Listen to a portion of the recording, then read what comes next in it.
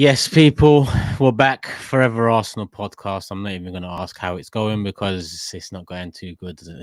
Most of the Arsenal fans watch this show. I know a few of the ops watch this show, so it's probably going well for you. But for Arsenal, it's not going well at all. It's bad when Turkish doesn't deliver his intro. He can't be asked. He's pissed. Because I don't like.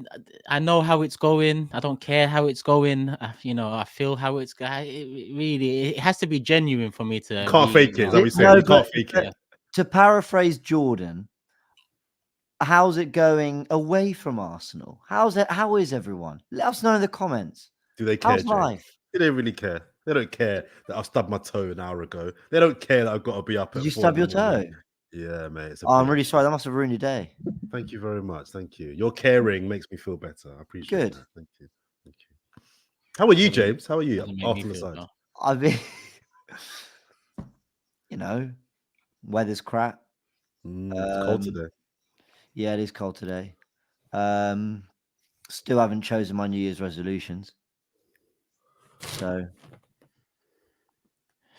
New Year's resolution. He's had enough. Lee don't care.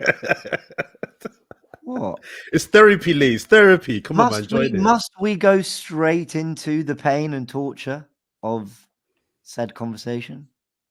Well, you know what? Actually, on that, someone said to me the other day they really enjoyed the podcast because, we were both saying it, that even in defeats and even when it's like painful to do, I really enjoy the fact that at some point during this podcast we will be all smiling and laughing. So even in the podcast where we review defeats and getting knocked out of competitions, we have fun, man. We have fun. So at some point Lee will be laughing. Turkish at some point today will be laughing. I promise you. I might laugh at some point, but right now I don't feel like it right now. I feel like talking about what's going on because we also need that. Yeah. James wants to laugh a bit more. No, listen. I was the most angry doing my fan cam than I have been for a long time. And I'm now ready to talk it out because I was on a proper venting rant sesh during my fan cam and like post match, and I was arguing with everyone on Twitter. And now I'm very interested to know people's thoughts a couple hours on. Obviously, people will be watching this in the morning, but Turkish takeaway. We always start. You start. I was just going to say that. Actually, I want to hear from Turkish. You seem the most visibly angry of all of us right now. Yeah, I agree. With all of you? No. Of all of us. I thought you said you seem the most visibly angry with all of us. It's nothing to do with you three. No, it's. You know what it is? It's like we're at that stage now where I really didn't want to be at that stage where, you go online again and the opposition fans are all having a laugh and joke. We told you Arteta was never the guy. Arsenal banter club. You don't have the minerals. You bottled this, you bottled that. Bigger fish to fry. And then you have the Arsenal fans where you'll have the people screaming Arteta out. Then you'll have the people just on the opposite side of the fence coming out and staunch defense of him. And it's just like it reminds me of times I didn't, ever enjoy. Don't ever get it twisted. Obviously, when I come on the YouTube scene in terms of content creator or someone who speaks about football and Arsenal, it was during these times. But it does feel like our season's unraveling. It does. And listen, there's been other times this season people have said Arteta out in the comments. People have said Arteta out in the live chat. People have said Arteta out in fan zone and other on Twitter and so on. And usually I look at it and I'm like, come on, it just feels like this has been pent up, and the first opportunity you get to jump on his back or doubt the whole thing, you're taking it. Not this time.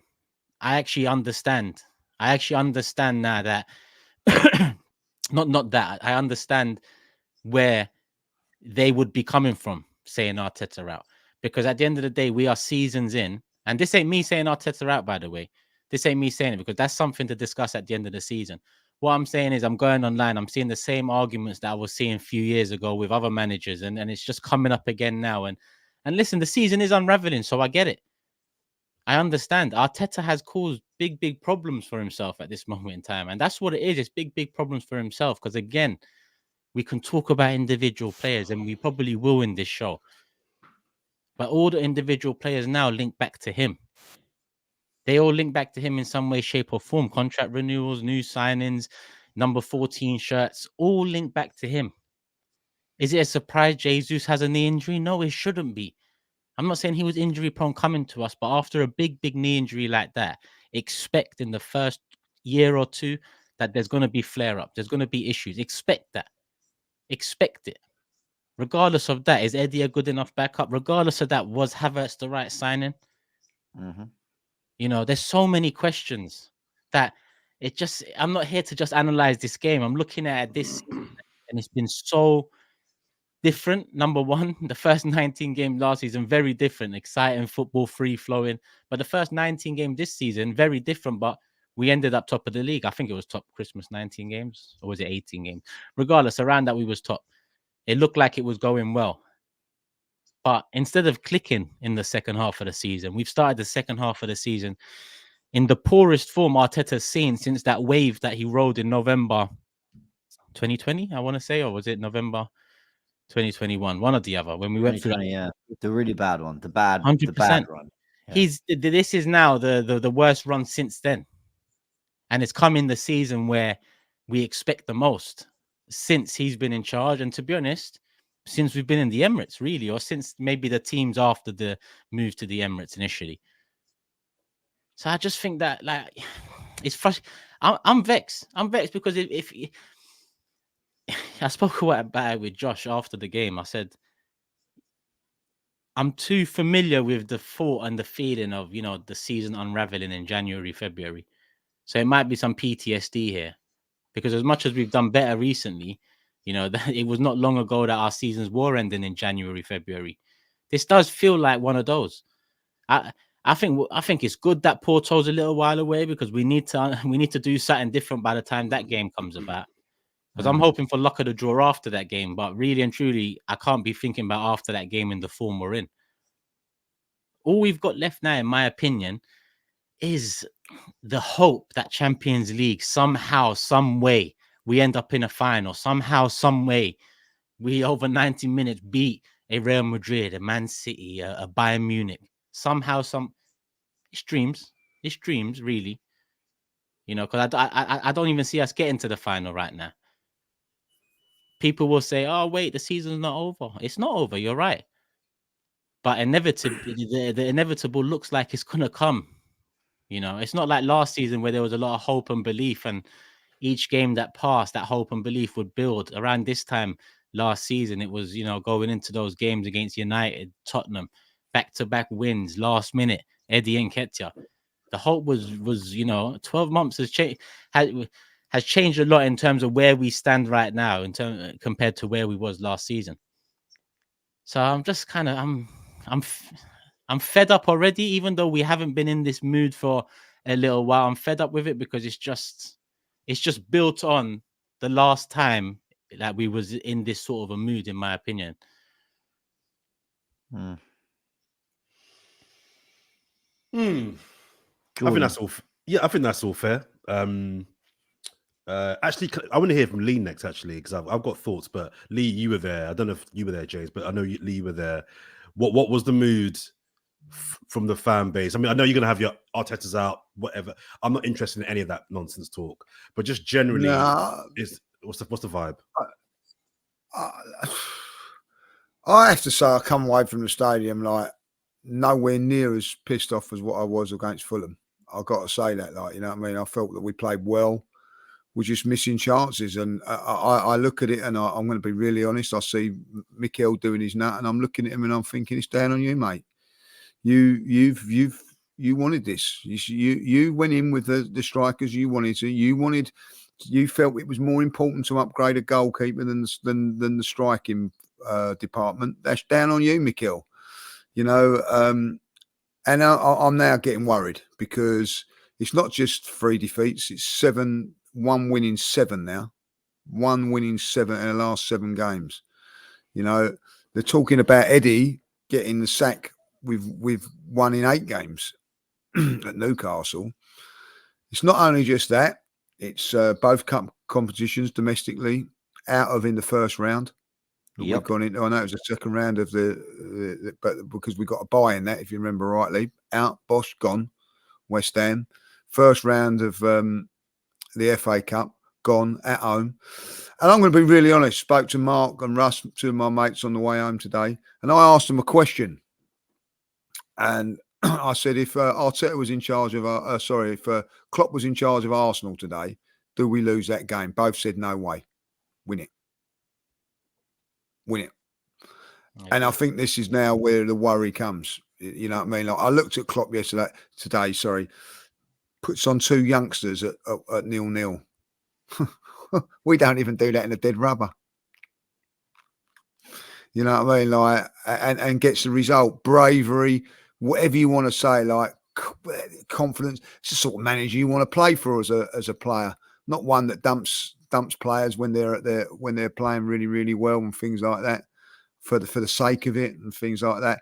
It's big worrying times for me for Mikel now. Like, yeah, and I'm a like Turkish. I don't want Mikel to get the sack. I really want him to prove people wrong. But I'm getting to the stage now where I'm thinking like maybe they're right. And I hate the thought of that. You know, I've said over the last couple of weeks that I do think he should be under pressure. I do think that he's accountable. My God, you can't say a word wrong against him. Didn't hear them. I think I heard the Super Mikel song once today. Half-heartedly. Used to be sung like to the rafters for time and time again. Things are not right. He needs to change things. He needs to do that. I felt that the team today was good enough to do well, and it played really well.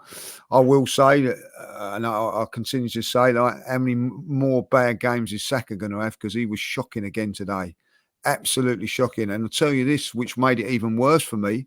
He weren't up against three defenders today. He was up against a second-rate player in Gomez, who's not, you know what I mean, like second choice, third choice left back.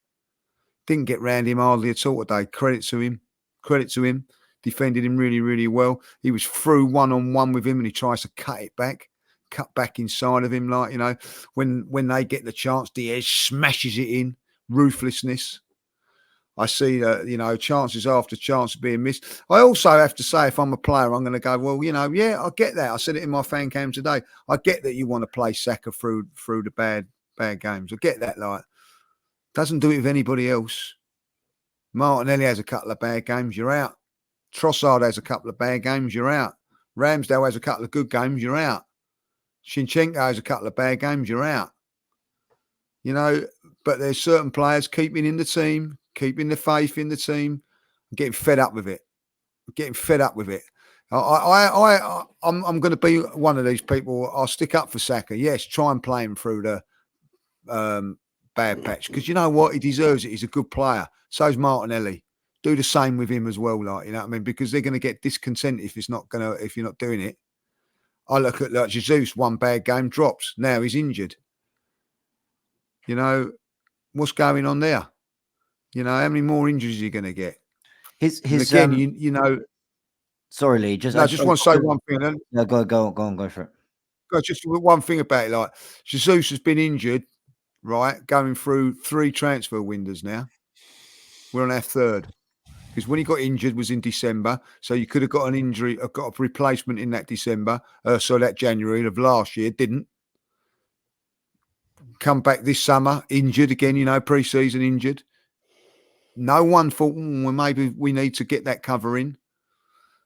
Down on Mikel when they do that is, I'm afraid. And we're going into a third one now. I wanted to say that his team selection is weird. By the way, I don't mean the 11 that went out today. I actually didn't have a problem with the 11 that went out today. But you touched on he'll play Saka through bad form, but he won't with other players. Jorginho, this is going to sound a crazy thing to say. Bar that mistake against Tottenham, I don't know if he's put a foot wrong. He's genuinely played really well against Man City. They showed you the big game, James. They showed you that game. You know when we was doing the yeah, they had the highlights starting on, 11 today. They had highlights on. He's done really well against Manchester City. He played very, very well today, but he hasn't had a look in the last 3 or 4 He played really games. well away in Seville, probably one of our best performances of the season. He was at, you know, we lost at St James's Park, but the midfield wasn't the problem. Jorginho was great in that game, like, you know, but he's out the team. But he'll persist with Kai Havertz. Like, there are weird. weird selections. And by the way, I've got a list of notes that I'm going to wade through at some point throughout the show. But one of the things I was going to do, and I actually sincerely mean this, Lee, I owe you an apology because we've been calling you Mr. Lee Ramsdale. And, you know, the joke around that is that you've sort of basically been I'm about to say hypercritical. You've been very critical of the goalkeeper situation. And I always, whatever we do, until it's played out, I always want to give the benefit. I feel like as a fan, I need to do that. But I'm now in this situation where I'm thinking, you know, none of us wanted Ramsdale, and you brought him in, Mikel. It's a bit like it's a bit like the Jorginho thing. No, we didn't want him, and he's actually proven us wrong. Like actually, for 12 minutes, he's doing a job. Ramsdale's come in and been brilliant for us, though he's made errors. I thought he was great against Liverpool. But you know, his distribution was great. Made a really big save at 0-0. And I'm sat there going, 30 million of the King's finest is going on a player who isn't better than the guy that we've got in goal for this game against Liverpool. And I always wanted to believe that maybe it was the slight margins, maybe it was the small details, maybe those extra percentages is what it's going to take to beat City. And we're 5 points off top. Like, there's a whole conversation around recruitment. I imagine Kai Havertz is going to come up in this show, and that will probably be the time to do it. But really strange, like from Jorginho to Ramsdale to others, where I'm like, you tried to convince us these guys were the guys, and now you don't believe it anymore, as we've started to believe they're the guys. Really, I'm not understanding, Mikel. I'm not. He fucked up. He's fucked up. This season, this summer, he fucked up. Big time. This going to. I've said it all along, and people mock me about it. The Aaron Ramsdale situation will be the first. It's the first nail in his coffin. All right, it's the first one, because if you're going to, it's like I've had an argument with people today about Reece Nelson. If you're dropping Martinelli, Reece Nelson's got to come in and play well. He done okay today. You know what I mean? He's missed a chance. He's probably cost Aaron Ramsdale his Arsenal career, because if he scores that goal, everybody's going, "Oh, Aaron Ramsdale," you know what I mean? Like, he should score that goal. It's a perfect pass. He goes round the keeper and then misses. Right? If you're coming in and replacing a top class player, you've got to perform. And when I go on to the Raya field, I watched. We lose that game before we did, because he doesn't save that Ramsdale save. Raya doesn't say that because he's not done anything like that to prove me that he has. I see that today. There's been no improvement in that whatsoever. That's the end of it. You know what I mean? I don't care if you think Raya's better, you think Ramsdale's better. I'm telling you that now. There ain't no difference in that decision. No difference whatsoever. So why do it? Why go and waste now 30 million coming this season when we need a striker more than we do on that point? It's ridiculous. 65 million pound on Kai Havertz. You know what I mean? Whether you need, I'd rather him, but got down on his hands and knees and said, "Shaka, give me one more year. Give me one more year." You know what I mean? Like, why has that not happened? Like, you know what I mean? The end of it, like, you know, Thomas Partey nowhere to be seen this season through injury and whatever. And when he did, you know what I mean, was playing right back. And I've heard Mikel turn around and say, "Oh, I've got different plans for him." Well, what different plans? Why have you changed so much? Why? I don't understand it. I know Jordan's going to come in now, but I just want to quickly add some context to this chat, which is that for viewers who are thinking, "My word, guys, you know, there's still a lot to play for." Yes, Arsenal weren't bad in this game against Liverpool. Quite the opposite. I actually thought we were really good for a lot of it. I think Brilliant. You know, we could have been 3 or 4-0 up at half time. I think even though Liverpool were the better team in the second half, we still had 2 or 3 really big chances to score. And I was, in so many ways, there was a lot we did right. What we're talking about here is that people will go, "But if we miss chances, and why are you guys talking about Mikel Arteta?" What we're talking about here is a situation where we're 5 points off top. We're out of 2 cup competitions. Kai Havertz led the line and wasn't good enough. Bukayo Saka's not in great form because he's played time and time and time again. You mentioned 3 windows to address Gabriel Jesus' replacement. How many windows have we had to address a backup for Bukayo Saka? Every window. The kid is 21, 22, 23. And he is just flogged. Give me another 90. Give me another 90. Give me another 90. Oh, your ankle hurts. You've come off. Give me another 90. Oh, you come off again. Give me another 90. Oh, your leg's fallen off. Give me another 90. Like, yes, for one game today, and I'm interested to know your thoughts on this, Sean. I can't blame Arteta for the players not putting it in the back of the net. And my word, I don't care how much you rate these players, they're all good enough to put in the back of the net today.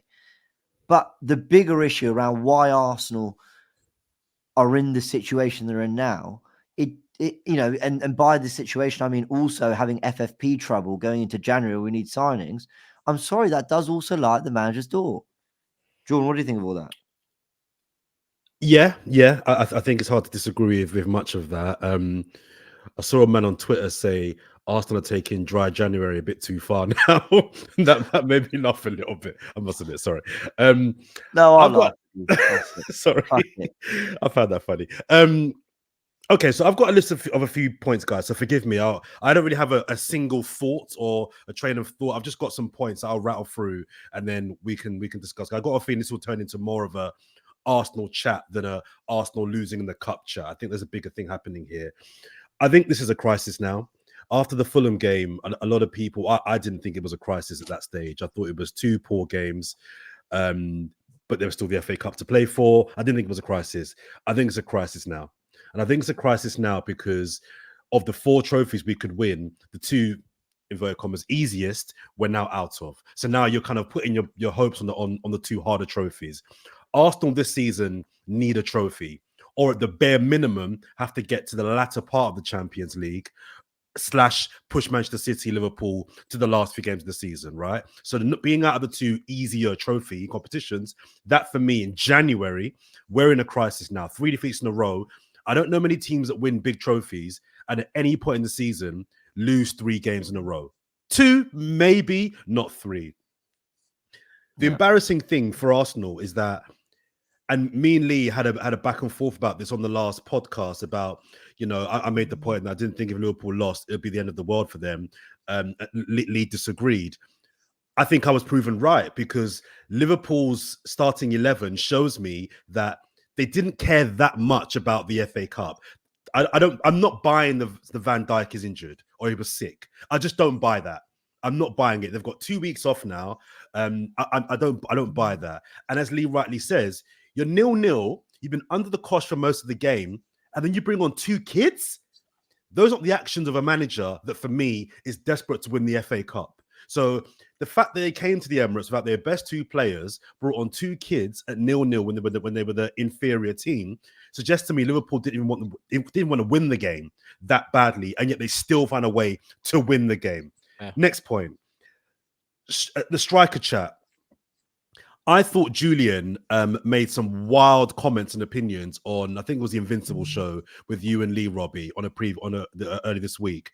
But I've just seen his fan cam, and he made a very good point in the fan cam about the fact that I don't think this binary discussion around we need a striker and that's the solution. I'm with him on that one, because if buying a striker was the sole solution, okay, so why aren't Martinelli and Saka scoring? It's not like they're scoring, but Jesus is missing all the chances. None of our attackers are scoring. So does Tony, as an example, elevate our squad? Yeah, it probably does. It probably does. But for me, the issue isn't we need to buy a striker. The issue is we need to fix the attack. That is the debate for me. It's fix the attack. Now, I don't think we'll buy a striker in this window. I just don't. We ain't got the money. I just don't think we'll get it done. But in a really, really perverse way, I'm kind of glad, because I'm looking at Mikel Arteta now and saying, fix this. Fix this. You've got to fix this now. You've got to coach and figure out a way to get that front 3/4 playing better and scoring goals. You can't just go to the owners every 2 minutes and say, I need more money. So for me, I'm looking at him to fix this now. Another issue I have with the fan base, and I think you said it earlier on, and you, James, and you agreed, Lee, this idea that we played well against West Ham, but we just missed chances. This idea that we played well today against Liverpool, but missed chances. Well, hang on a minute. How can we separate missing chances with the performance? Missing chances is part of the performance. So you can't say we played really well today, we just missed our chances. Missing chances is part of the performance. So if you miss 30 chances, that's not a good performance. Now, if you miss 30 chances and win the game 1-0, fine. But if you miss 30 chances, I think it's 61 shots on goal in 3 games, and we've not won a game. You can't say against West Ham we were good, but we missed chances. That doesn't make any sense to me. That makes zero sense. Jordan, How can you... Sorry. Can I separate it from, I think you can say we played well but missed chances. What I don't think you can say is we deserve to win but missed chances. Do you get what I mean? That for me is the difference. You completely blunder in front of goal. I'm with you. So that's part of the performance. Like, you didn't deserve to win it if you can't put it in the back of the bloody net. But where I can say we played well was Jorginho and Rice ran the midfield. We created significantly more and better chances than Liverpool. We were denying them, especially in that first half mostly. And if the players actually do the bare minimum they should in those positions, we win. Like, do you get, like, that's where I think. But I get what you're saying. I do get what you're saying. I totally agree. You're right what you're saying, Jordan, but it is about, Arsenal got what they deserve today. Because you don't take your chances. If you don't take your chances, that's the end of it, And I look at that today, like Liverpool. I was watching that game today. I don't know how you guys feel about this. Might be different when you watch it on TV. I never ever thought we was going to lose that game. They hit the bar a couple of times. Ramsdale made a great save. Other than that, first half he didn't have nothing to do. Second half he didn't have much to do. I'm thinking it's either 0-0, which is not great for us, or we're gonna win 1-0. That's how it looked like, And I thought I thought we was in control of the game. We looked good and all that, but there comes that thing that's in your mind, and someone said it behind me. If you carry on missing these chances, we will get punished. And that's exactly what happened. Do you know what? When you really look at the whole game again, guys, this might be a wild statement, but for all the chances that we had against Liverpool, look at the whole game again. You could argue they had the better chances. Count the chances. The 2 goals they scored. Trent hit the bar. Nunes massively messed up when they had a break and a chance. He had a chance to put through. I think it was Diaz, and he would have been one-on-one. He put it behind him with a better chance. They had less chances, but they arguably had the better chances. So we can talk about we had 25 chances, but when you talk about quality chances, I would argue Liverpool actually had the better chances over the 90 minutes. I personally disagree because Reece Nelson rounds the keeper, or even before he rounds him, he should lift it over. Havertz misses from 6 yards out from a header from a corner, which was just like, it could have bounced off his face and gone in. And then the one where Saka nicks the ball off Gomez, and Havertz can either roll it into Saka next to him or square it to Nelson. He goes for the Nelson square, and it's blocked by Trent. Like, for me, all 3 are golden. Like, they're like Gabriel as well. Gabriel. Oh, for the corner in the first minute, wasn't it, or first couple of minutes in the second half? The Saka one. The one where Saka, scuffed it. He's got to do better. Okay, I said I could argue. I mean, but the point I'm making is that they had 4 or 5 really good chances as well. 2 other quick points, guys, and I will shut up. Kai Havertz. My issue with him is this. Turkish mentioned the word for me about 4 or 5 pods ago that I think is the key issue with Kai Havertz. And it was my concern at the start of the season. It wasn't how good he is. Turkish used the word conviction. When Kai Havertz is playing, I think Kai Havertz is a good player. I'll say that from the gate. His problem is, maybe I am. Really but his problem is he lacks all conviction. The chance that on his left foot, he's got I forgot what the chance was anyway, and he's tamely shot at the goalkeeper. Oh, yeah. His general play, he lacks all I don't believe him. When he's in front of goal, I don't believe him. I don't believe he believes in him. He has no one on Arsenal's team, I think, looks at him. He had to have the extra touch, didn't he? Oh, Lee, he's got no confidence about him. He doesn't exude confidence. If you're Liverpool's defense, you're thinking, he's probably not going to score. Let's try and get there, but I don't think he's scoring. He lacks all conviction. And that, for me, as a striker, more than any other position, is a problem. You can't be a centre forward, especially for Arsenal, and not have you can lack quality, but you can't lack confidence. You have to be like, I'm the guy. Give me the ball. I'm going to let it off. I might miss, but I'm going to strike the ball like I'm trying to score. And then my final point, and I'm sure we'll come back to my final point. is about, I don't want to use a C-U-N-T word, but I look at Liverpool's team and I see a lot of, let's use the word bastards. I look at Diaz, one of my favorite players in the league. Just technically, I think he's brilliant. But I watched him in the Anfield game a couple of weeks ago. He is a nasty bastard. He's kicking, he's pulling, he's snarling, he's pushing you off the pitch. He is a bastard. I look at Trent sometimes. I look at Nunes. They have bastards. And it got me thinking of Premier League winning teams. Look at Rodri at City. People talk about him being a cheat and he dives and he clips the people. And then look at our teams that won Premier Leagues back in the day. Dennis Bergkamp was the nicest, most horrible player I've ever seen in the Premier League. He was a bastard. Don't get it twisted.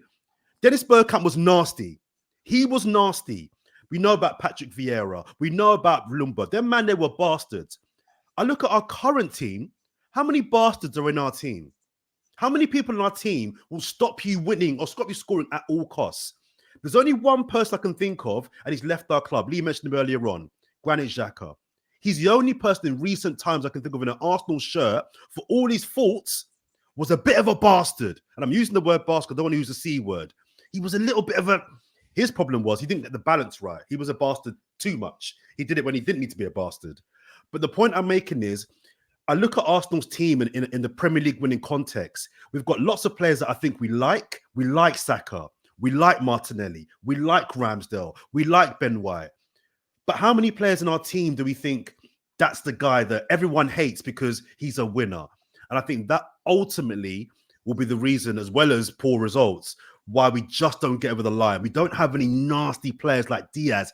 I just look at Diaz and think to myself, not only are you a talented player, but you are a horrible so-and-so. And I just think we lack a little bit of that as well. Can I come in on the striker conversation? Because you made that point as well, Jordan. And again, like I get what you and Julian are saying. Like, you don't just drop a number 9 in, and like suddenly we go from scoring, I don't know, 3 goals in 6 games to 12 goals in 6 games. But I do think there's a bigger knock-on effect that getting a good striker can have on this team. And that goes from, okay, yeah, the most obvious thing, putting away the chances we're creating. That's what we're talking about. Chances are missed, a striker scores them. I think it gives us another route to go. I think whether it's Ivan Toney or someone else, I think at the moment we try play through teams a certain way. As good as our first half was against Liverpool, they mixed things up tactically, and then we didn't have another answer. We were trying to like counter through and play it into Havertz or Ødegaard or someone, and we couldn't. I think an Ivan Toney or someone gives you another route to go. I think it makes you more effective attacking and defending set pieces. I think it adds depth to the rest of the front line, because Bukayo Saka at the moment, who people are critical of, and then they wonder, Turkish, you went on this rant on the watch along that I thought was spot on. They wonder why, like, we don't have the same energy for Saka that we have for Havertz, when everything Saka's done for us, the amount of football he's played in one of the hardest positions to play for us, because they're all the way out the touchline, which Lee made that point on the last show as well. Like, if we have an Ivan Toney or a striker, keep using Tony's example, Jesus can play more minutes out wide. Saka can come out the team, and it's not the end of the world. You've still got a front three. Trust Jesus was brilliant on the right against Man City, probably man of the match in that game. Like, a striker comes in, and for me, it's not just that they put chances away, it's that they give us different routes to go. They can help us manage the minutes of other players a lot better. They can make us a little bit more of an unpredictable force. And quite frankly, we haven't. Arteta's bought one striker since he's been at the club.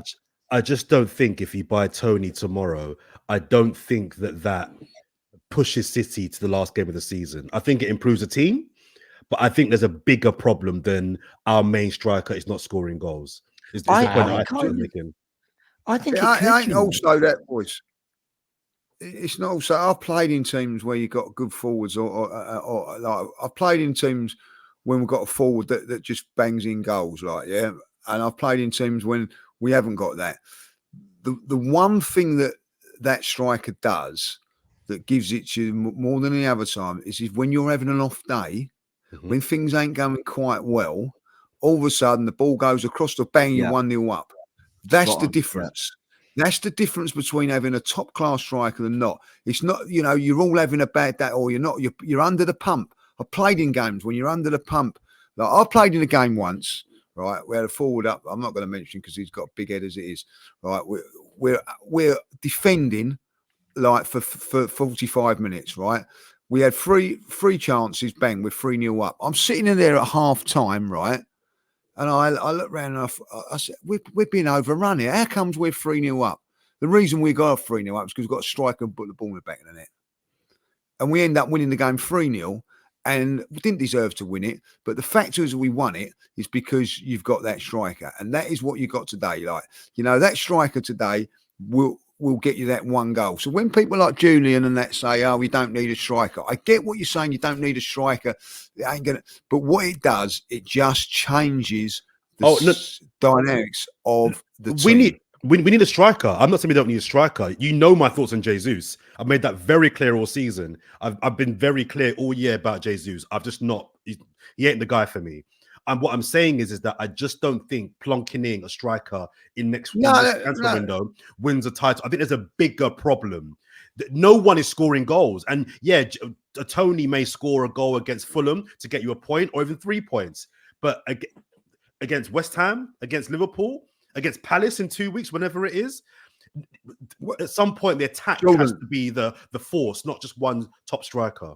I get that, Jordan, but if you ever look at teams, right, there's always been a goal scorer.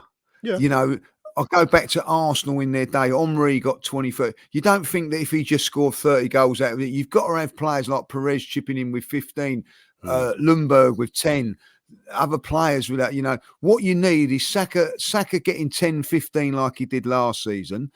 Martin Odegaard getting 10, 15 like he did last season. Martinelli getting 10, 15 like he did. And then that striker getting 30. Do you think we won't win the league? I'm bloody telling you we will. No, but that's my point. You're making my point. You're making my point. My point is that there's no goals coming from the width as well. So Tony gets 10 goals between now and May. With that striker being there, maybe if you know that he's going to score that goal. Like I've seen today, Saka snatch at 3 or 4 opportunities. Is that because he knows that Havertz isn't going to score and it's all on him? I don't know.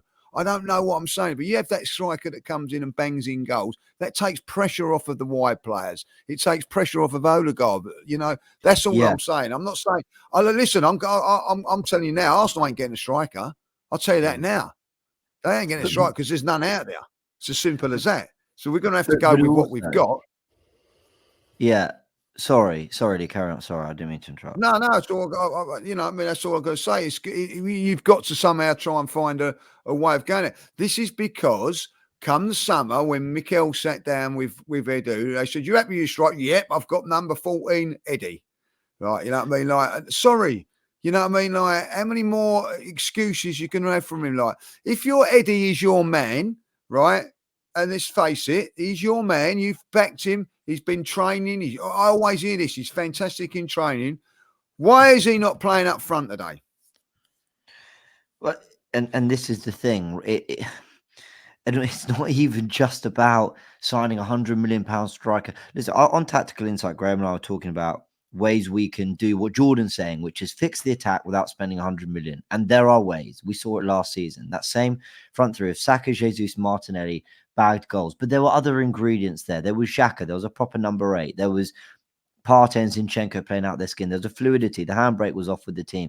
There were a lot of things that contributed. There was confidence. There was almost maybe a surprise factor. Like teams didn't expect us to be that good last season. But ultimately, it comes down to it. You are also looking at Arteta and going, so your striker options, well, quite frankly, we need one because otherwise, like you said, Gary Neville said it. He says Jesus and Eddie don't feel like a 1 and 2. They feel like a 2 and 3. And it's hard not to disagree. I love Jesus. I think he's brilliant. I think when we're fully firing and everyone's on form, that dynamic can work great. And we don't need a 30 goal a season, number 9. But it's all about balance and different options. And ultimately, when Jesus picks up another injury, that's his 3rd knee injury of this season. Forget the knee injury last season. This is his 4th in total, but 3rd of this season alone. And we're turning to, well, it was Kai Havertz today. It was Nketiah against Fulham. But hasn't our best form without Jesus come when it's Trossard up front? Why does Arteta forget this? I think it was really sad. I think it was really sad seeing Havertz lead the line for Arsenal today. When you think of the strikers this football club has had and what we're trying to achieve, it was so. It got to the point where you just knew he wasn't scoring today. And that's, as a fan, that's something you should never be in a position where you know your striker is not scoring a goal today. It was painful to watch. It was really, really painful to watch. Why doesn't he play Trossard? Why doesn't he? Why? Why wouldn't he do it? He signed him. Like what I said about Jorginho Ramos earlier, he signed Trossard. Why wouldn't he play him? Where he's played his best football for Arsenal. Oh, Mikel, I don't get you sometimes. Last season, all his good decisions shone through. This season, all his bad decisions are shining through. That's simply what it is.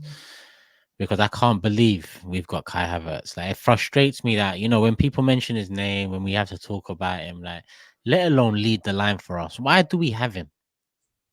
Why did we go and buy quite possibly the most bamboozling signing I've ever seen Arsenal make, if I'm honest with you?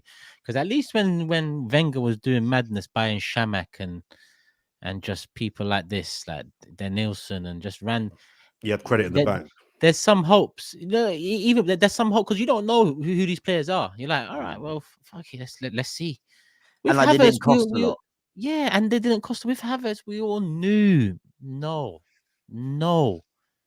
This was the big miss, and his biggest miss in his managerial career so far, because it's not only cost us a way of playing, in my opinion, it's also cost us transfers moving forward. Because FFP, I'm not going to look at Rice's money and say, oh well, we fucked it there, because we didn't. Rice has improved the side, improved the squad. It's the Havertz money that's, tipped it over the edge. On top of that, you could argue why we didn't sell Eddie. If there's so much interest in him, there must have been interest in the summer. Why not sell him? 20, 30 mil. Why not? Then you got 65. I just can't believe he's gone and done that. For someone who's been so smart about the way he's transitioned us from what we was to what we are, because he has been smart with it. And I stand by the special qualities comment I made a few weeks ago. He has special qualities because he's shown that over the years, from getting us to where we was to a place where in January, we're 5 points off the top of the league and we're not happy with it. He's done that. But at the same time, like I said, last season the good decisions shone. This season the bad ones are shining. And I don't think he's got the resources, whether that be in the transfer window or in the squad, to really be able to change this around. That's not me thinking, top four's done and all that. I still expect us to make Champions League. And if that becomes a conversation, then listen, I won't just be getting where the Arteta outers are coming from, because we cannot regress to that stage. We cannot. Well, we must bounce back. If he goes out against Porto, what you saying? But if he goes out against Porto, Porto, and we are further than 5 points adrift, then yeah, I'm not happy, and I want change. I'll be honest.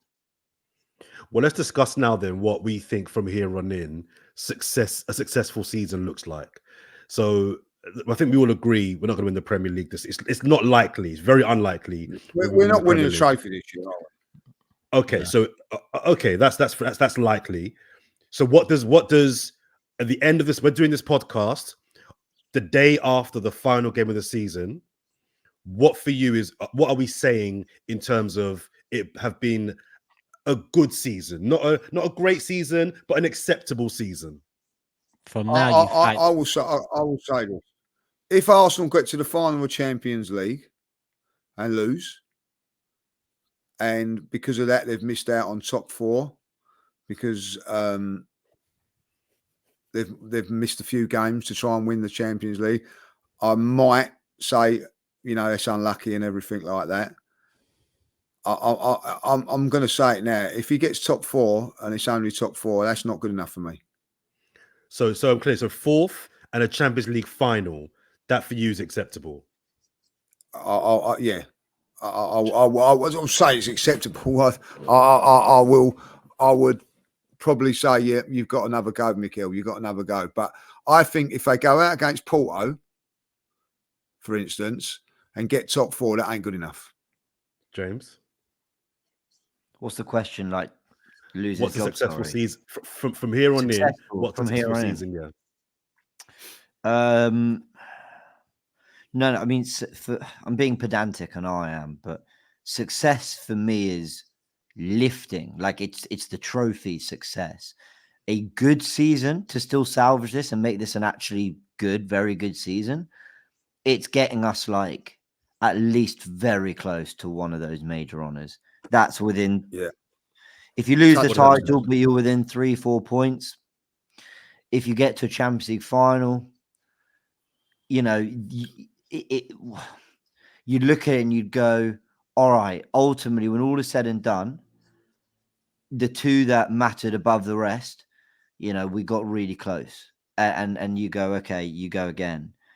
But they're not successful. Like, No, that's the wrong word. You're right. yeah. Acceptable Like, is the like word. last season wasn't a successful season, if that makes sense. Maybe in terms of what internally they had for targets. But for me, last season was just a very good season. It wasn't a successful season. I know I'm being pedantic, but you get what No, I I mean. hear you. Turkish, from here on in, what's an acceptable season? Match Man City and Liverpool for the rest of the season. That means getting to game week 36 with a chance to win the league. Because, you know, if we match them, would be 5 points adrift come game week 36 at the worst. And a Champions League semi-final. And if that but then if that semi-finals against, if it's not against the Real, Man City or Bayern, then I expect the final. I'm the same. It's last four, and you've got to be within 5 points of the title. Yeah, And I don't mean 5 points coming back from 10 when. Yeah, would you be happy with the manager after that as well? Or you're just saying, well, that's fine. That's not happy, acceptable. because we still got Kai Havertz. He needs to Willy and that guy. When would it be? When would all right then? Let's change that around because it is a point. It's a good thing. When is it acceptable to say right? He's got to go. I think to be honestly, in terms of when it's acceptable, I don't know if there's like a time it becomes acceptable. I think what I'd say is for me to ever decide I say to ever like it's some crazy. I've been Arteta out before. I've got to a point with him before he's hit a run where I've gone, it's time to move on. But he's turned it around drastically. For me, if I'm to ever get there again, the indicators will be that we don't look competitive with the best teams in this country and in Europe.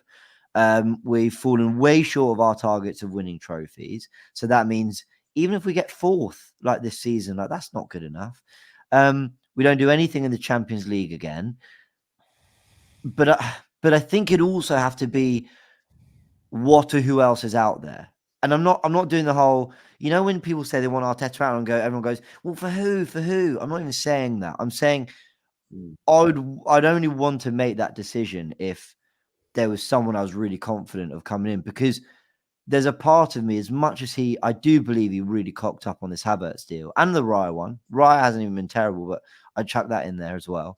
Even though I think he's made some big errors this season, because of where he took us last season in terms of the football we were playing and how good we were for about 33, 34 games, or 33, I actually believe he might be able to right his wrongs. Like I like to think he might be able to learn from them.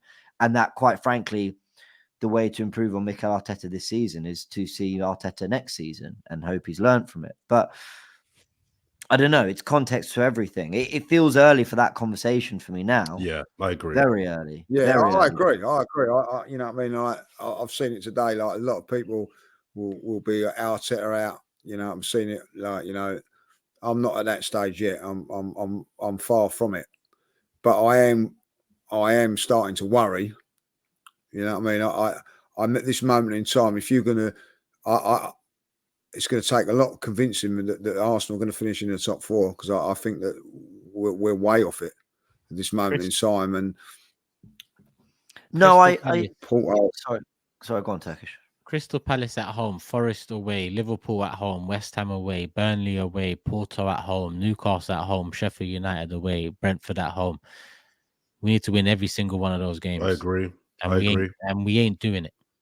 Well, we ain't doing it. So, you know, when Lee asked the question, when is it acceptable with the Arteta? I think personally, I answered that in the opening segment first because I said I understand the people saying it now. I understand that I'm not there yet because I'd rather make my judgment end of the season, even though they would probably turn around to me because I've got friends that are Arteta, and I know what one of them will turn around to me and say, Turkish, you know what's coming. And I'd be like, I know. But at the end of the day, Arteta's made me look foolish before with my thoughts. So I'm hoping and praying the guy can make me look foolish again. But Do we can I I just don't say, think- sorry, I'm. He spent 200. He got near the title. He spent 230 million pounds, and we are out of 2 cup competitions of 5 points off first. It's not ludicrous that people are asking questions. But what I would say about Arsenal, Mikel Arteta is, I still think, call me deluded, I still think the way we played that West Ham game, I still think the performance was good enough to win it. We're donkeys in front of goal. I think against Liverpool, there was so much to be impressed by. Again, we just foolish in front of goal. I don't think we're like that many tweaks and changes. You know, we've got a little break, and I know you hate the confidence word, Turkish, but like if they could just take 2 weeks away from all this, come back, maybe a signing comes in, maybe a player comes back fit, maybe you put 2 wins on the bounce. Suddenly, I think things can look very different again. Like, I don't think this is like the word crisis has been thrown around. Did you say crisis, Jordan? I did, yeah. I don't think it's a crisis. I don't like. I still have a lot of faith in this team, but I just think Arteta's also, for all the good he's done, I think he's just made errors, and I don't know why people I think shy away from us like mentioning those errors. But I think we can turn this around really quickly. I don't think all is lost at all. the reason why I use the word crisis, and I don't often use that word in football because it's a hyperbole. The reason why I use the word crisis is because it's one cup, it's one trophy in nearly 5 years. For a club like Arsenal, that's not acceptable. You can't be going 5 years and just one trophy. But it's not. It's worse than that. If it was one trophy in 5 years, but there was a couple of semi-finals in there, a couple of finals in there, you'd be like, all right, it's one trophy in 5 years, but we've been to 2 finals, we've been to 2 semi-finals. Cool. It's one cup, it's one trophy in 5 years, and we're getting knocked out in the first round of cups. So it's not. We need to be lifting trophies. We need to be lifting trophies. And that's why, for me, I wanted to win this FA Cup, because I don't think we're in a position where we can be turning our nose up at it. And the other 2 trophies are harder, the Premier League and the Champions League. So in that sense, the crisis, in the sense that if you get to the end of the season, you've not won another trophy, that's not a good record for the money you've had.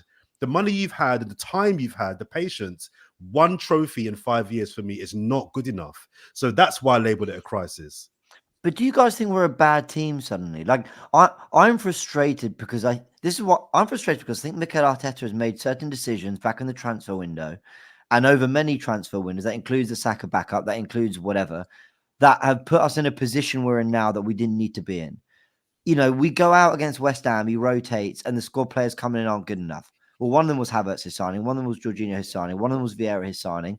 2 of them were Nelson and Eddie, he gave contracts to. Trossard was his signing. Like, I'm annoyed that like a lot of where Arteta's put the money, the signings he made, the decisions he made, have sort of put us in this position we're in now. But I don't think we're a bad team. I don't suddenly think we're not good enough.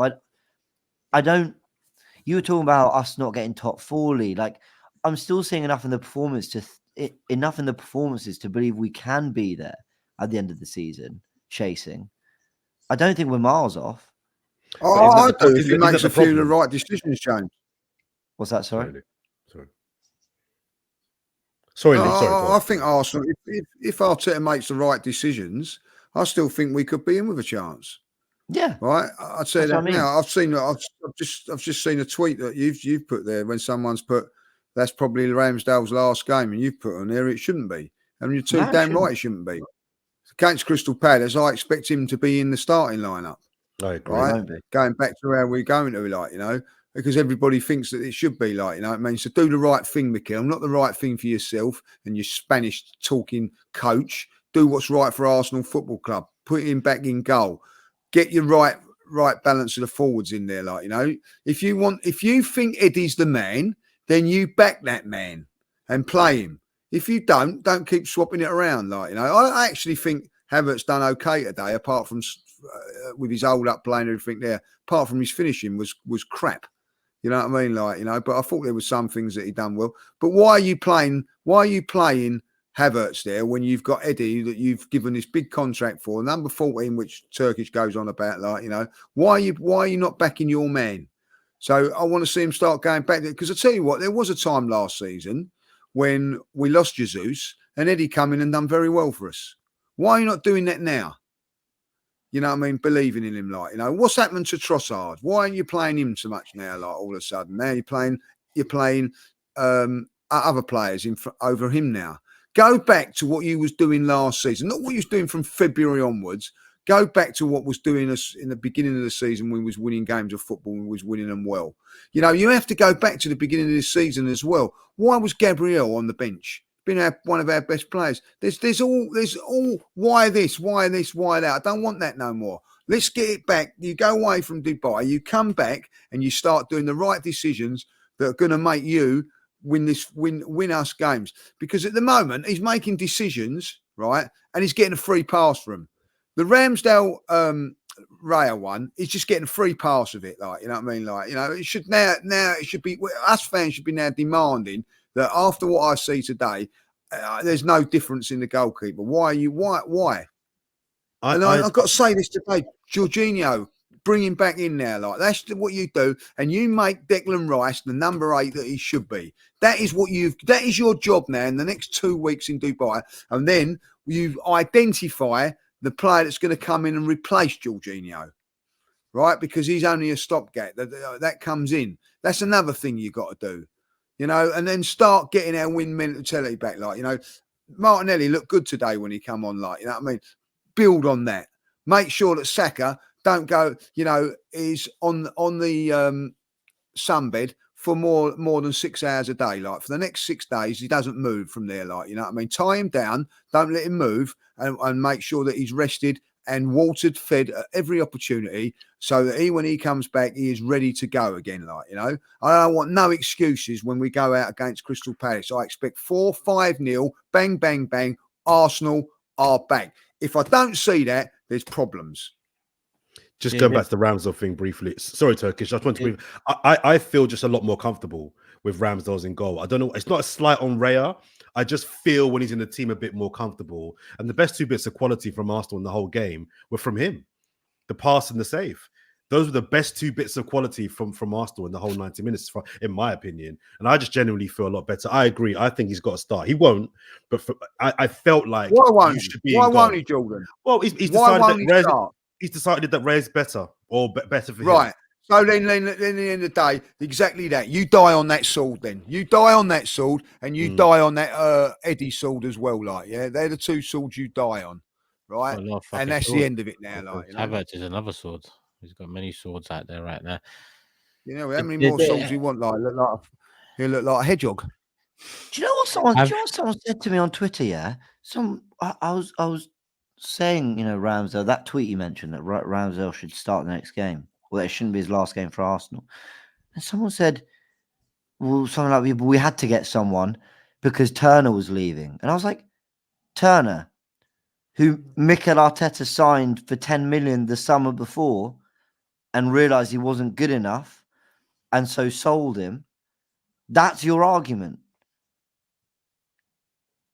Does anyone see a flaw here? I see a lot of flaws in quite a few Arsenal fans, especially online, to say the least. How many goalkeepers he's gone through since he's arrived at the club? Leno, Martinez, back to Leno, Matt Ryan. It was quite good for us, by the way. Someone said, James, that he spent £70 million on goalkeepers since replacing Martinez, and he ain't got better than him yet. That's how much he spent on goalkeepers, 70 million since he replaced Martinez, and he still hasn't improved on it. But also, like, he did, though. Like, yeah, I listen, disagree with that. I think Emi Martinez is slightly overrated. Like, he's good, but like, I think he's slightly overrated. Who would you put as the best Oh. goalkeeper in the? Who would you put then? Martinez. Where would you put Ramsdale in front of Martinez? I would. Last season, yes. This season, maybe no. So all right, and that's a good question. Now, name out of all those goalkeepers since Arteta's been here. Name your top 3 in order. Martinez Ramsdale is probably top. I don't know which order, but yeah. Yeah, I think Martinez might edge it just because he's a bit more of a. So you're telling me like that Raya, you're putting him 3rd? Yeah, but basically, yeah, of what I've seen for Arsenal, Raya this season. So how can you say like when Jordan turns around and says, "Oh, will he be in against Palace?" Because he will. How can you say that? But how can you say that when you? That's our I'm with opinion. you. That's I'm our guaranteeing opinion. you that. My opinion is Raya will start against Crystal Palace. He shouldn't though, should he? We all know it. We've just said it. Yeah. Third choice out of the 3 goals. His 3rd choice. Like, I mean, the real question is Leno better than Raya? Is there a massive difference between Leno and Raya? I'm just on the ball, yeah. On the ball, yeah. Like, let me just say that Raya was, and I know what Lee's going to say, Raya was very good last season for Brentford. He hasn't got near those standards for Arsenal. And Lee, you're right to say it's not the same. And so we shouldn't just think, oh, well, he'll definitely get to that. I'm just saying, before you pay that remaining 27 million or whatever we owe, Ramsdale is currently playing better. And I'm basing it off one game. That's enough for me. Keep him in. And if Raya doesn't win his place back, don't dare pay that money. I reckon that Mikel was gone into the dressing room today when Reece missed that chance and went, "Don't worry about it, Reece." You're a joke. Don't worry about it, like, because if that had gone in, he'd have gone, "Oh my God, I've got to play him next week." You're a joke. And by the way, I've been on to Jesus a lot. I think Jesus scores that chance. I think Jesus thinks it over him. I think Nelson's got to score that. But that's just my. What was he doing? What was he doing? Went round the goal. What was he doing? He could have just brought it back and rolled it in. What was he doing? The thing is, I can't even be that mad at him because, like, he worked hard today. He worked hard. It's not even that. It's that, like, he doesn't get a shout ever. He gets 2 minutes in the game, 2 minutes at the end of the game, 2 minutes in the end of the game. And then it's, oh, you're starting against Liverpool, by the way. Oh, okay. All right. Joe, we need a goal. Martinelli off, Trossard on. Martinelli off, Trossard on. Martinelli off, Trossard on. Liverpool at home, Nelson, you're starting. What?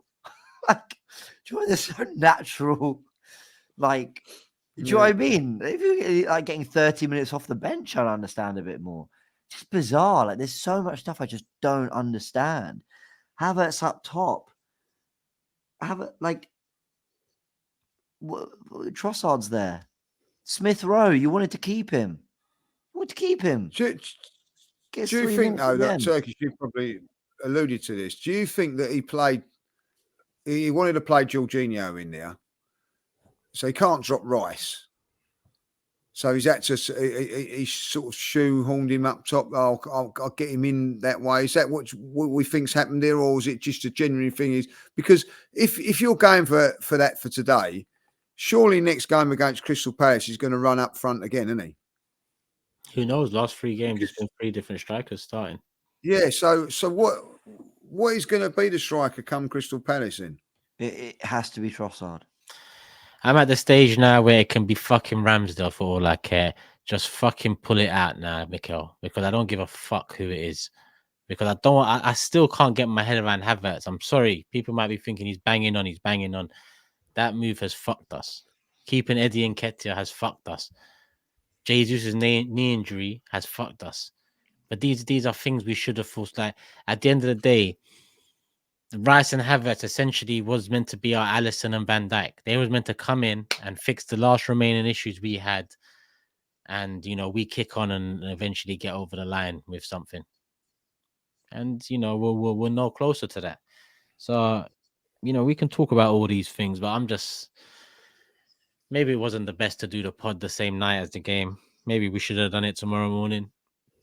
Maybe I would have been a bit more, I don't know, I won't say happier, but a bit more lively about the conversation. But I just don't think I only think it's going one way from here because, and that's partly due to his stubbornness and arrogance at times. I feel like, he's not open to looking in the mirror.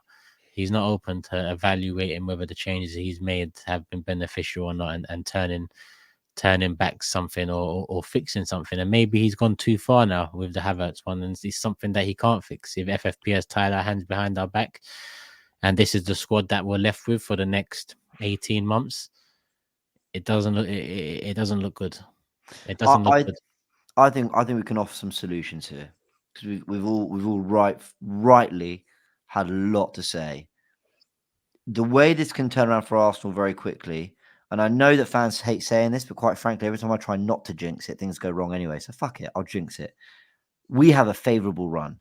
What you've just listed there, you said we should win all 10. Why have you said we should win all 10, Turkish? Because we should win all 10. If we are the Arsenal that we know we can be over the last 18 months, we can go on a run, we can win those games, and we can drag ourselves back into it. There's 2 weeks off. They go to Dubai now. A lot of football is being played next weekend. Arsenal could just watch on and just relax. Go get your warm weather, which you don't deserve, but go enjoy it. Come back refreshed, mentally refreshed, physically refreshed. See what you can do in this window. If you can somehow get a 30 million for Nketiah, a something for maybe Nelson, I hate to say it, Smith Rowe, whatever it might be, and that can go to 1 or 2 players in that window just to freshen it up, just to fix things around a little bit. If you can get Partey, Tomiyasu, Timber, whoever fit, ready, back integrated in this squad by the time the Champions League comes back around, and hopefully we've done our job in the league, and you just make a decision on Havertz, which isn't he's a flop, sell him. They're never going to do that with a £65 million signing. But it's just to swallow your pride and go, it ain't working. So we're just going to take him out the 11. He can be an impact sub against Brentford. It's about the only thing he's actually done well, to be honest, is on a consistent basis be an impact sub. And you just go, let's build around a structure that worked for us last year. Zinchenko, another player to get fit again, by the way. Like that might sound like a lot. That isn't that difficult. Winning 10 games in a row is, but everything else is doable. If we can get our season back on track, I fully believe that. I've not lost all hope. I'm far from losing all hope. I'm not in the whole crisis thing. I'm not in the whole Arteta out thing. And I'm not sitting here thinking like the season ended with that Liverpool game. But I think we are going on a really bad downward trajectory, but it can absolutely be pulled back the other way. But it can, sorry, but to what you and Turkish just said there, it needs him to be open to changing things. And that's where I think a good assistant, a good backroom staff comes in to say, look, all right, we're going away for 2 weeks, 10 days, whatever it may be. If we keep doing what we're doing, we're going to keep losing games, right? So we've got to do something different. And I think he needs to, look in the mirror and ask himself what he's got wrong. This isn't the time to be discussing, for him, whether Havertz was the right signing or not. What he's got to be doing now is working out, how do I beat Palace? How do I beat Crystal? Just one game at a time. And that's where the team, the backroom team, have to kind of come in and say, yo, we've got to try X. We've got to take him out the team. We've got to try a different formation potentially, because Roy Hodgson and Crystal Palace will be looking at the games and thinking, the blueprint to beating Arsenal is there. It's there. Palace ain't going to come at us and just try and outplay us. So they've got to be ready for this next game, and to be ready means being open to making changes. And is he open to make changes? I don't know. But if he's not, I know what I'm predicting on the next pod we do, where we're making our predictions. Put it that way. I think he is open. I think he's very slow, but I think he is open. When he was on the very brink of losing his job, back in that run you mentioned, 2020, suddenly the 11 comes out and it was Saka on the right, which he hadn't done all season, Smith Rowe in out of nowhere, and Martinelli in out of nowhere. And I'm not saying there's going to be anything like that, but I think Arteta has the ability to just go. You could argue today there was some pretty drastic change with Jorginho coming out of nowhere and Havertz up top. He's got to strike that balance between sticking to his principles and allowing the team to keep believing in what they're doing and trust the process and all that, but also just acknowledging like, right, certain things aren't working, make the right changes. Honestly, you put 2 wins together, you win 2 wins, and you win 2 games in a row in the Premier League, and things look very different suddenly out of nowhere. Like, it can be that easy. Like Jordan said just now, we ain't got predictions to make this week. Hence the longer conversation on the result and obviously the fallout from the result and our form and all of that. And yeah, it's one of those ones, man. I don't know. It all comes down to how we bounce back now. I really looked at this one after our recent form in the league and thought if we can get a positive result here, then the winter break, will be a lot better to get through. Our hope will be lifted and we go into a favorable run optimistic. Instead, we've lost at home. So me personally, I go into that run pessimistic and not much can change in the next 2 weeks because I'm with Lee. I don't think we're going to be doing any business that the majority of fans would like us to do. I don't think we've got what it takes, and I don't think Arteta will be ruthless enough in the decisions regarding an Eddie and Ketcher, for example. And if these rumors are to be believed of interest, I don't think we'll act on it. And to be honest, I just don't see us saving our season in January. I don't see the right player out there. I'll take Tony, but he doesn't guarantee anything. Let me put up the prediction table. Not much change. Jordan predicted a Liverpool win. I remember him saying that it could have gone any which way, but he went with the win and he got the point. So for audio listeners, James is still top, 2 correct scores, 23 points. I'm still second, 2 correct scores, 21 points. Lee's got 3 correct scores in third, 19 points, and Jordan's now on 18 points with 1 correct score.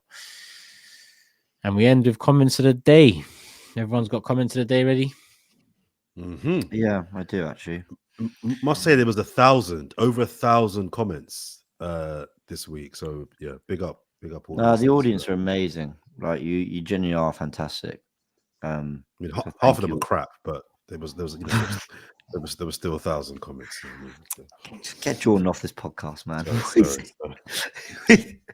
Half of them were crap. Just being honest. I mean, I read them all, James. I read them all. Oh, good on you. So only 500 of them were a waste of time. All right, well, I've got one here from Jez Stone. We haven't seen a smile from Turkish, and that's fair enough. But he did say we stable of the year. Huh? We failed, James. We failed. Yeah, you're right. We normally all do smile once, but not even Lee. Yeah, it's just me and you, Jordan. Jez Stone says statement of the year already from Turkish. Little shits and big twats had me rolling. Never change, guys. All 4 of you are quality. Much love. They're at full force now. I'm telling you, lock your windows and make sure your doors are locked because it's an apocalypse of them around right now, of internet on the roads. We're inundated with whatever twats and all of that. It's one of my favorite Turkish quotes of all time. The fan base jar me a lot, I swear to you, they jar me a lot. I have to say, I try not to be overly critical of what I see online, but I could not believe some of the responses I was getting on social media to I thought were quite balanced views. Like people were calling other people clueless, people calling other people idiots. Like people I don't want to say like big accounts, but like people I'm just like really like just difference of opinions were rattling people. And I said something like, I tweeted something like, why can't I be critical of Arteta without that meaning I hate him? And like people couldn't grasp the concept that I had criticisms without me calling for his head. Like really like weird online reaction, I have to say. But the issue is there's a difference between somebody saying something you disagree with and somebody saying something that's just painfully stupid or wrong. And there's a lot of Arsenal fans that are just saying stuff that's under the guise of it's my opinion. It's just wrong and stupid. Do you know what I mean? I say some wild things every now and again, but I see some stuff online and I'm like, what you've just said there is just factually incorrect. No, there is stuff that is factually incorrect, but like there was criticism for Arteta and I couldn't believe how many people thought that was strange. And I was like, because they just pointed to missed chances, and it's like, what? So missed chances in one game is why we're out of 2 cup competitions and 5 points off top. Like what? That's not a conversation that's worth having today. I don't know. I was surprised by, but actually maybe I shouldn't be because Twitter be twittering. Yeah. I'll go next. Oh, sorry. No, I got Perry Nagpal. I think that's his name.